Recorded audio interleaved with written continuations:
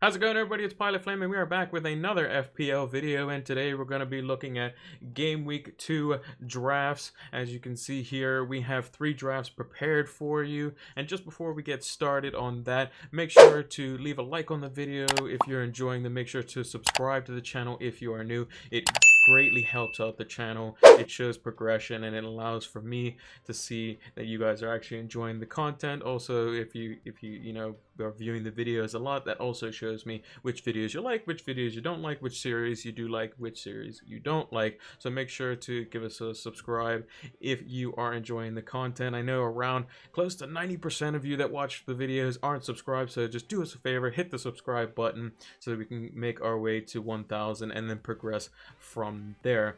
Also, we do preview streams as well. Then this one is going to be Friday and Saturday of this week, Saturday being the deadline one, and Friday being our Game Week preview that we normally do. And I usually put the VODs up on YouTube afterwards as well. Links are also in the description. There's PilotFlame226 on those platforms. But yeah, let's get into those wildcard drafts. We have 3, like I said, prepared for you today. And some people are considering just hitting the wildcard button right out the gate. Some people prefer to have set up their team for just a 1-week go, and then they were going to wildcard in Game Week 2 guaranteed. So I have a few wildcard drafts for you to look at. So without further ado, let's check them out. The first draft that we have on our screen here has 1 million in the bank and costs 99 million pounds for a squad value. So what we basically kind of done with this draft is we kind of moved around some bits and pieces and brought in the players that we should be looking to get in that are the most important for Game Week 2 onwards. And that is mainly going to be looking at Man United and Manchester City assets, as they had a blank in Game Week 1, so you would otherwise change the formation around in such a way to where you can accommodate those assets. With Salah having worse fixtures in the next 2 game weeks and Liverpool being kind of almost one-dimensional through him in a sense, I can definitely see them kind of tapering off in the next 2 fixtures. And I can also see that in specifically Game Week 2, you might not need Chelsea assets as they do play against each other, so you might want to go with a different formation. So let's kind of take a look at how the team is working with here. So we've gone with 3 down the back, which is kind of Dallas as a 4.5 as someone who can kind of come on, and he got an assist in the 4-3 defeat at Anfield in Game Week 1. And I think that you can get some great value in defense in the 5 million and 6 million bracket. Now, I put Doherty in there just because he started for Spurs, and I think that he could be someone that's good longer term. But in the more immediate fixtures, you can look for an Everton triple up with the likes of James Rodriguez, Calvert-Lewin, who scored. And James looks to be on some set pieces and corners and stuff, so could be providing some value there. And Digne as well is also on set pieces, so you kind of cover a whole bunch of different things there. And Digne comes in at 6 million as well and could be quite good. Whereas Doherty looks quite attacking on at least in the first half for Spurs and was quite valuable going forward. Shaw is an interesting aspect because he's kind of one of these players that when he's on, he's really on. He's like Reece James. He gets forward a lot. Same price as well, just from the left-hand side. Instead, whereas Reece James on the right for Chelsea. And I think that he could provide great value at 5 million.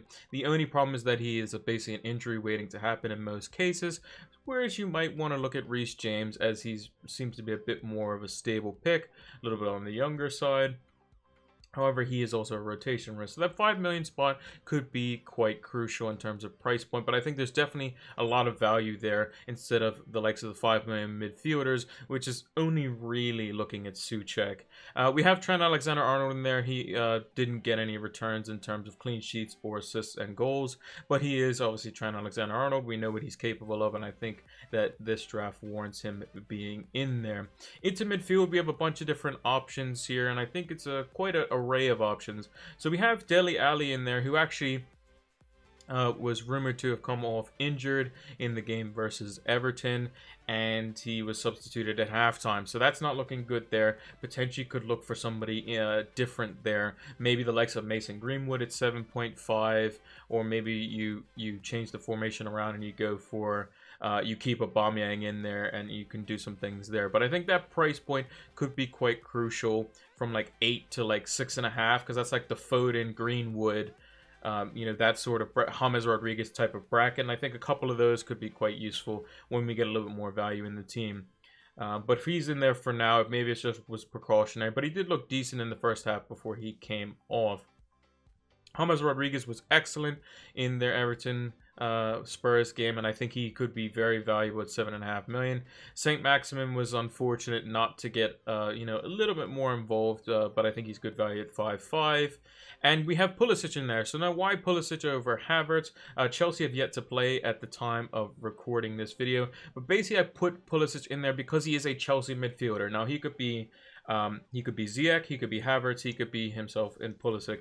And the reason I think that the midfielder could end up being better than potentially the likes of Werner is, one, they're cheaper, and two, they enable some form of flexibility in terms of just like price points in that regard. So they're only 1 million away from going to the likes of Martial, only 0.5 away from going to the likes of Son, whereas the forwards have a bit more of a hike, and you have to basically get rid of specifically Werner or Martial if you have those players, if you want to go to the likes of Aguero and that sort of like price bracket at 10.5.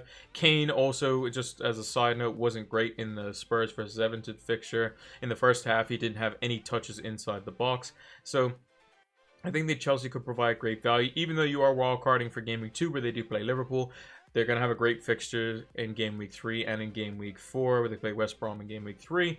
And we saw Leicester do quite well against them. And I think Chelsea could do even better. But the reason getting back to Pulisic here, is that he was the talisman for their team last season. And we have to kind of see how they're going to continue doing that. So with full strength, they're going to have Chilwell. They're going to have James out at right back, and you're gonna have these two fullbacks bombing forward. You're gonna have Pulisic coming inside. You're gonna have Ziyech coming inside. You're gonna have Werner playing through the middle. You're gonna have Havertz, all within close proximity of each other. So we kind of have to see who the main threat is gonna be, which is why 3 out of 4 in terms of coverage, as it were, of any of the players you can go to. So when Ziyech's back, when Pulisic is back, when Havertz is, has his position defined, we can kind of pick and choose which Chelsea midfielder that we want.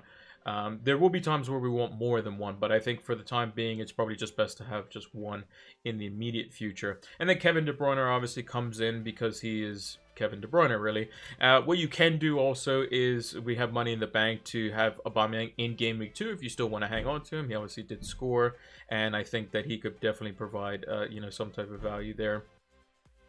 In the in midfield still, at least for the one fixture that he has that's good, until he has a bit of a rough patch in terms of fixture wise, and then you could bring in the City assets. City's fixtures are kind of potentially hit and miss. I don't necessarily like them in Game Week 2 versus Wolves away, but again, it could be something a bit different. A bit different there. And De Bruyne is De Bruyne. He's going to be good versus everyone. And then the forward line, we've gone with the two guys that have scored in their opening game weeks for Everton and Newcastle respectively, and Calvert-Lewin and Wilson.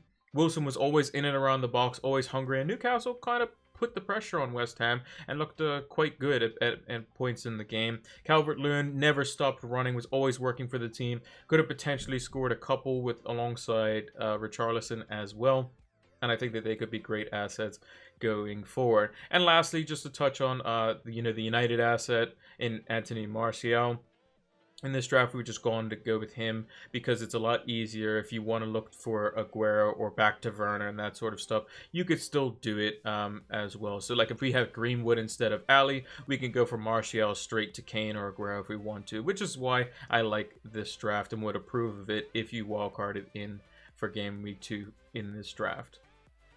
Then the next draft that we have here goes with a much more premium striker in that of Harry Kane. And I just put Kane in there just because he, was quite bad, and we mentioned him in the previous draft for Spurs. He could have been slipped in potentially by Heung-min Son and would have had a pretty easy finish potentially on his left foot. However, I just wanted to put that price point in because Aguero is still a player. He didn't feature for the back half of, in parts of the back half of last season. So that price point could be quite valuable going forward. We've retained Calvert-Lewin and Wilson in the front line, as I think they could be great assets going forward, as Newcastle's fixtures in the immediate future are still okay. And Calvert-Lewin's are getting a little bit better and could be quite good for the foreseeable future. In midfield, like we said, we've gone with a bit of, change things up. So Dele Alli comes out for Greenwood. We've kept Aubameyang in there, and that's just going to be a De Bruyne or Sterling transfer waiting to happen in game week, 3 potentially, as Wolves away isn't, like we said, the greatest fixture. I put Souček in there mainly because he's just pretty good overall. Personally, I think he's just one of those players that is going to provide good value ticking over. And with, the fixtures being bad for West Ham, you'll just play 3-4-3. So this one's not necessarily more of like the players, it's the price point and structure in that sense. It's similar to our last team, a couple of changes here and there. Like we said, Greenwood out for Ali, Aubameyang in for De Bruyne for the time being, and then Kane up front instead of Martial in there. So if you're looking to potentially get Aguero over, maybe the likes of, Bruno Fernandes or, Salah or any premium asset midfield, then you need that slot to make it easier for you to transition into. You could still get those players when Aubameyang's fixtures turn, as we've mentioned, but I think that the structure overall warrants, very good flexibility. So for the immediate future, when West Ham's fixtures start to be quite bad and they start playing some of the, top 6 teams, you basically have Souček as your first sub because he's just going to probably get, tick over with points. You have a very good sub in Dallas and then a long-term sub in Ferguson. And you're going to have, Kane, Wilson, Calvert-Lewin up front. You're going to have James Rodriguez, Pulisic, Greenwood, who looks to be potentially good value, going into this season with Sancho still not looking likely to come into United's team. And then Aubameyang, who's going to do well for game week 2. And then you bring him out for either Fernandes or the likes of Salah or anyone that you so choose. I should have put Digne in this draft because he is quite good at 6 million. Another good asset that is probably being overlooked in the 5 million bracket, I forgot to mention, Shaw's in there. But I think that if you wildcard, you can get a lot out of Bellerin because he was really attacking in their win over Fulham. He was getting forward. There was times where he was, getting into where the penalty spot was and was like in line with like Lacazette as a secondary striker. Maitland-Niles did it a little bit, but not as much as Bellerin did, and he was getting forward quite a lot. And I think that he could definitely provide value in the 5 million mark. We could see Reece James potentially deployed in a similar system if they play 3 at the back. For Chelsea as well. Chilwell is going to come in. He could also provide great value at 5.5. There's also Wolves, who we haven't even talked about, whose fixtures from game week 3 onwards are exceptional, really. So you can potentially look at, maybe, downgrading some positions elsewhere. So maybe go for another 5-5 midfielder instead of Rodriguez, and then you upgrade, the likes of Wilson to Raul Jimenez is another option that we just haven't even thought of, really. And then the wingback situation, we're not really sure of, like Vinagre versus, I think it's Marcel that was brought in this season, who supposedly can play in at center back, but also can play at left back / left wing back as well. So there's a bunch of different things that you can do. You would just need to make sure that you have enough money to kind of transfer things around or have to do straight swaps. In this case, we have no money in the bank for this formation, but I think this could be an alternative to the first draft that you saw in this video. Now, this last draft steers completely away from Trent Alexander-Arnold and Liverpool entirely. We've gone with Digne and Doherty, with Shaw as our, our mainstay defenders in there, as all of them have pretty good fixtures in the immediate future. Doherty was quite attacking, as we've mentioned. Digne is on set pieces and got an assist in their 1-0 win over Spurs, and Shaw looked good in the preseason game friendly that they played against Aston Villa, specifically in the first half. The second half kind of tailed off when United started making substitutions, but again, could be quite valued there. But we've gone for a different formation. We've gone for 3 heavy hitters in midfield in terms of price points, where we have a much cheaper front line. So Mitrovic, I am going to have him in my buy, hold, sell. He's going to be a hold, I think. He still was, at least in the playoffs, was still nursing an injury. He may still be recovering from that and just kind of lacking a little bit of fitness, which is why he came on for only 20-something minutes. But I think he'll definitely play. in a much more favorable fixture versus Leeds, who is a recent championship competition, and he could potentially score against them as well. Calvert-Lewin and Wilson we've already mentioned.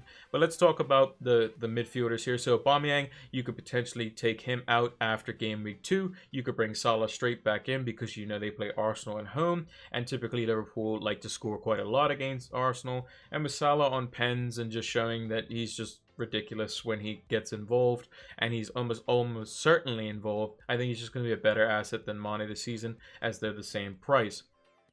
Souček, we've already mentioned him in there, and then we have the two Manchesters, United and City.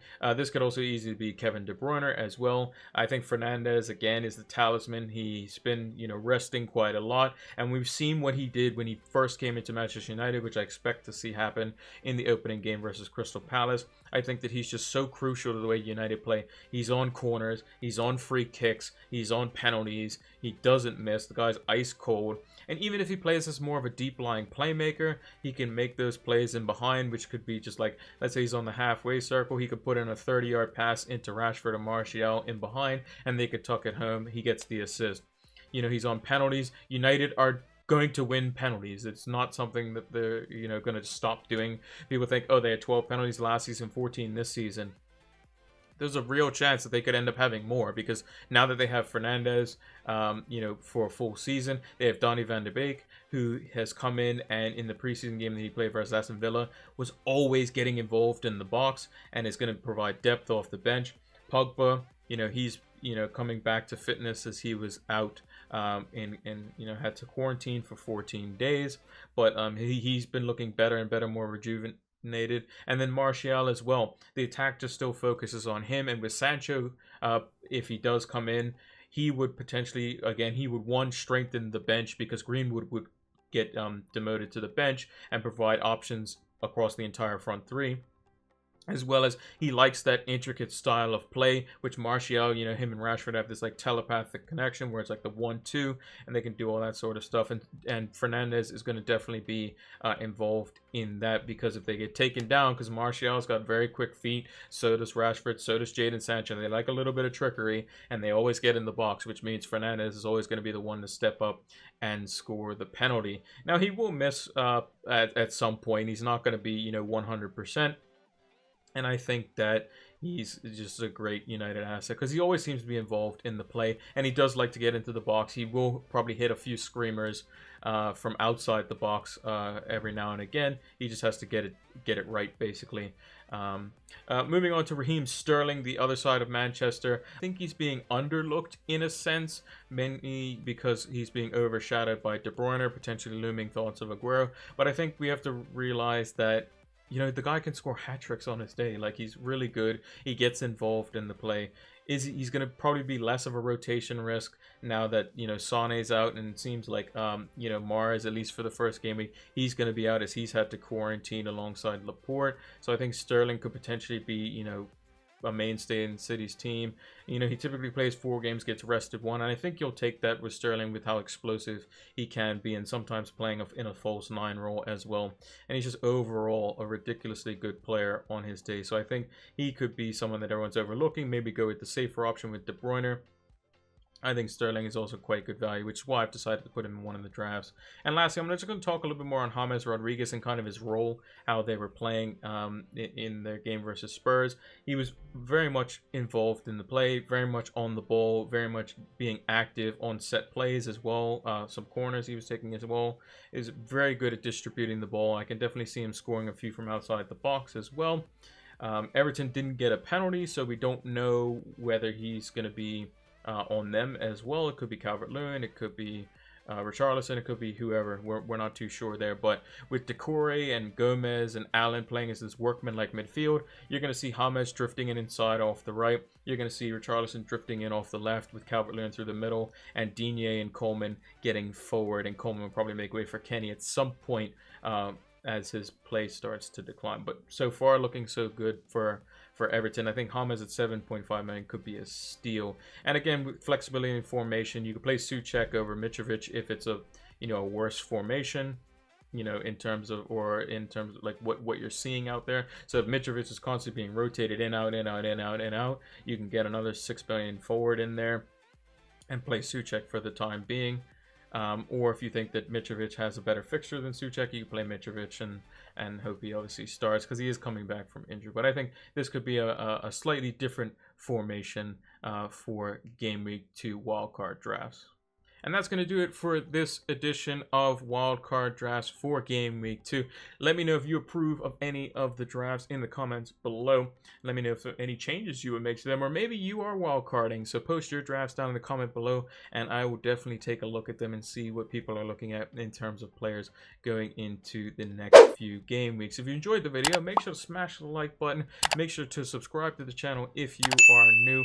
Close to 90% of you are not subscribed, so make sure to hit that subscribe button. It really helps out the channel, which at the end of the day helps out you as well, as I'm able to make more content for you guys. Also, leave a comment down below as if you like this type of series, if you like the draft style, if you like more of a discussion style, if you like the streams. Let me know what your thoughts are on that as well. Also, give us a follow on all our platforms, so Twitter and Twitch, PilotFlame226. Links are also in the description. Twitter is where we post like our little content bulletins for the week, so you can see what videos are coming out on a weekly basis. I usually post those on Sundays so that you guys can see what's coming up in the week. And then Twitch is where, for the time being, is where we're going to be doing our game week previews and our deadline streams. I kind of want to elevate all three social platforms up a little bit, and then eventually transition FPL to YouTube exclusive, and then use Twitch to more of the gaming side. But for the time being, we're going to be doing Twitch over there and kind of elevate everything all at once. And then once things start progressing and everything's more in motion, then we can transition over to YouTube. But I'll definitely make sure to update you that on our update bulletins that I do every month, which I'll hopefully be able to do the October one right on the beginning of the month. So yeah, thanks for watching, and until the next one, take care.